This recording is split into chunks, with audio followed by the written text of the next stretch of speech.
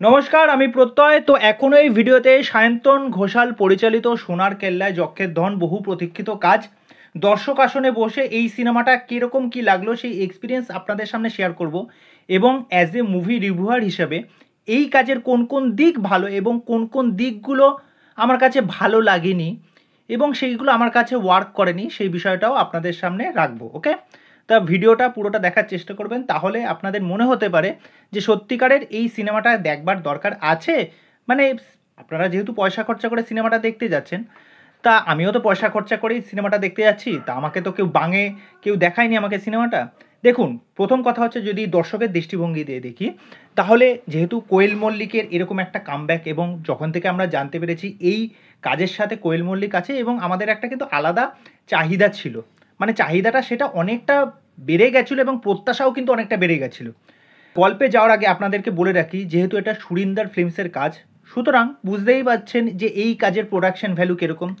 কেননা যখন এটা টিজার বা ট্রেলার এসেছিলো তখনই কিন্তু আমরা এটার প্রমাণ পেয়ে গেছিলাম যে এই কাজটার জন্য কিন্তু যথেষ্ট খরচা করা হয়েছে এবং এই যে রাজস্থান জয়সলমীর এখানে গিয়ে শ্যুট করা হয়েছে এবং যখন একটার পর একটা ছবি যখন এক একটা পত্রিকায় এবং এক একটা নিউজ পোর্টালে যখন বেরোচ্ছিলো, আমাদের কিন্তু একটা আগ্রহ কিন্তু বেড়ে যাচ্ছিল যে হ্যাঁ, এই কাজটা আসবে যখন ফার্স্ট ডে ফার্স্ট শো দেখতে যাব।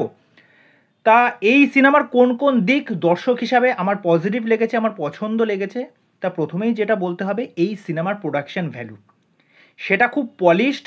কাজ দেখে বোঝা যাচ্ছে ফার্স্ট টু লাস্ট এখানে প্রত্যেকটা ফ্রেম এত সুন্দর ঝাঁ তকতকে, যেটা দেখে খুব ভাল লাগবে আপনাদেরকে। প্রত্যেকটা জায়গায় ক্যামেরার কাজ খুব সুন্দর, সেটা আপনার সকালবেলার কোনো দৃশ্য হোক, বিকালের দৃশ্য হোক বা রাত্রের অন্ধকারের কোনো দৃশ্য হোক, যে কোনো জায়গায় ক্যামেরার কাজ খুব সুন্দর। ওকে, দ্বিতীয় পজিটিভ দিক হচ্ছে এই সিনেমার যে গল্প।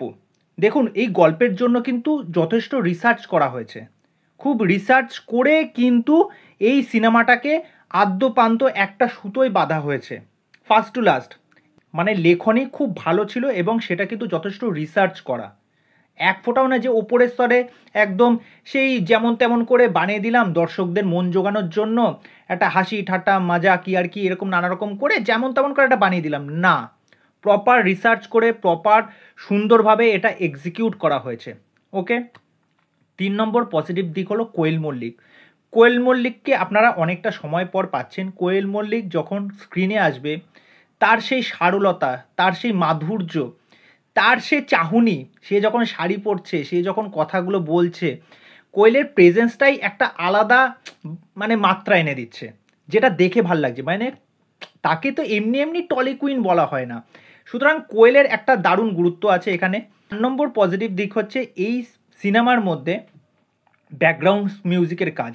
ধরুন একটা কোনো টেনশন মোমেন্ট চলছে, সেই সময় একটা ব্যাকগ্রাউন্ড মিউজিক, একটা রহস্য কোনো কিছুর একটা সন্ধান হচ্ছে বা কোনো কিছুর একটা কুলকিনারা হচ্ছে, সেই সময় ব্যাকগ্রাউন্ড মিউজিক খুব সুন্দরভাবে প্রত্যেকটা scene by scene background music খুব সুন্দর কাজ করেছে এখানে। 5 নম্বর পজিটিভ দিক হচ্ছে, আমরা বরাবর বলে থাকি বাংলায় সেরকম টাকা পয়সা নেই, সেরকম ভিএফএক্স মানে যেরকমভাবে আনে নাই নাই করে কোনো রকমভাবে চালিয়ে দেওয়ার মতো, কিন্তু এখানে যে কয়েকটা জায়গায় ভিএফএক্সের কাজ আপনারা দেখতে পারবেন, আপনাদের কিন্তু ভালো লাগবে। এবার চলে আসি 6 নম্বর পজিটিভ দিক। এখানে হচ্ছে পারফর্মারদের চরিত্র যেরকমভাবে লেখা হয়েছে, সেটা আপনার পরমব্রত বলি, গৌরব বলি, কোয়েল মল্লিক বলি, সাহেব বলি, যুধাজিৎ সরকার বলি, অন্যান্য যে কয়জন পার্শ্ব চরিত্র আছে, মুকুলের চরিত্রে যিনি অভিনয় করেছেন, প্রত্যেকের কাজ খুব ব্যালেন্সড, সেটা খুব সুন্দর লাগবে আপনাদেরকে।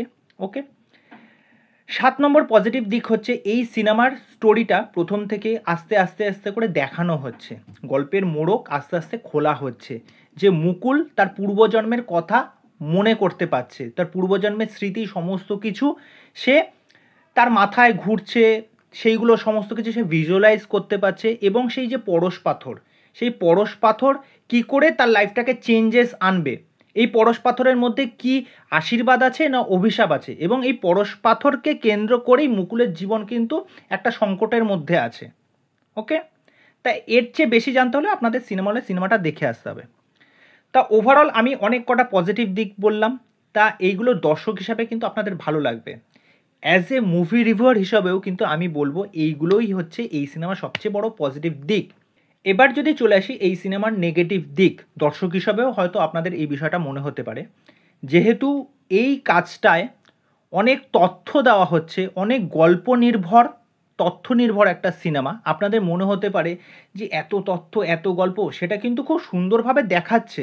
অনেক সময় মনে হবে যে এই সিনেমার মধ্যে কোনো হাসির মুহূর্ত বা ফান এলিমেন্টগুলো কোথায়, বা একটা রোমান্টিক মুহূর্ত বা একটু নোকঝোঁক, এই বিষয়পত্রগুলো কোথায়, এইটা আপনাদের মনে হতে পারে। দ্বিতীয় নেগেটিভ দিক হচ্ছে এখানে যে কিছু কিছু ফাইট সিকোয়েন্সগুলো দেখানো হচ্ছে সেইগুলো কিন্তু খুব একটা ওয়ার্ক করছে না। গৌরবকে কিছুটা হলেও মানাচ্ছে, কিন্তু পরমব্রতকে ঠিকঠাক মতো মানাচ্ছে না। মানে সে ওই অ্যাকশানটা না ঠিকঠাক মতো এক্সিকিউট করতে পারছে না। কেন, এটা বুঝতে হবে পরমব্রত তো কোনো অ্যাকশান হিরো নয়। এই যে কমার্শিয়াল সিনেমায় যেরকম আমরা অ্যাকশন হিরোদের দেখে আছি, তা সেইগুলো তো সেরকম সে করতে পারবে না। এবং এমন না যে সেই অ্যাকশানগুলো খুব একটা হাইফাই লেভেলের। ওকে, শেষ নেগেটিভ দিক যেটা বলবো, যে ইন্টারভেলের পরের কিছুটা সেকশন অনেকটা না স্লো, অনেকটা স্লো। ওই জায়গাটায় আরটু জিনিসটাকে ক্রিপস করার দরকার ছিল। কিন্তু ওভারঅল যদি সিনেমা আপনারা এক্সপিরিয়েন্স করতে চান, এই সিনেমাটা গিয়ে অবশ্যই দেখুন। দেখুন, এই সিনেমার মধ্যে কিন্তু অনেক কিছু রেফারেন্স দেওয়া হয়েছে, অনেক দেবদেবীর কী কী মাহাত্ম্য, তারপরে ছোট ছোট কতগুলো ধাঁধা যেগুলো আমরা পরমব্রতর মুখ থেকেই শুনতে পাচ্ছি, সেই জিনিসগুলো যখন সলভ করছে, তারপর একটার পর একটা খোলস ভাঙছে, একটার পর একটা ক্লু আসছে, এবং তারা তাদের ডেস্টিনেশনে পৌঁছাচ্ছে, সেই জিনিসগুলো কিন্তু এখানে খুব সুন্দরভাবে ওয়ার্ক করেছে। তো ওভারঅল সোনার কেল্লায় যক্ষের ধন আমার কাছে ভালো এক্সপিরিয়েন্সড একটা ওয়ান টাইম ওয়াচ একটা সিনেমা, আপনারা অবশ্যই দেখে আসতে পারবেন। আর এই সিনেমাটাকে নিয়ে না অনেক মানুষের হয়তো দুটো মতাদর্শ থাকতে পারে। হচ্ছে অডিয়েন্সের দিক থেকে, যারা মনে করবে যে এই সিনেমাটার মধ্যে দূর এত তথ্য এত কিছু, সেই মজাটা পাচ্ছি না কেন, এরকম একটা ব্যাপার। এবং আরেক ধরনের অডিয়েন্স আছে যারা এই ধরনের অ্যাডভেঞ্চারাস, এই যে ধরনের তথ্য নির্ভর কাজ দেখতে পছন্দ করে। ওকে, তা দুই ধরনের মানুষই এই সিনেমাটা দেখতে যেতে পারেন, আপনাদের ভালো লাগতে পারে। তা এই হলো আমার মতামত কেল্লায় যক্ষের ধন নিয়ে। আপনারা অবশ্যই যান, দেখে আসুন। শনিবার রবিবার আছে, এরকম এত বড় একটা কাজ আপনাদের অবশ্যই ভালো লাগবে, এবং দেখে আসার পর আপনাদের কি মতামত কমেন্ট করে জানাবেন। তো চলো আজকে এখানেই শেষ করছি। ভালো থেকো, সুস্থ থাকো, সাপোর্ট করো, নিজেদের মতামত জানিও, তাহলে আমি বুঝতে পারবো যে আমার কথাগুলো আপনাদের কাছে সঠিকভাবে পৌঁছাচ্ছে কিনা। চলো আজকে এখানেই, বাই।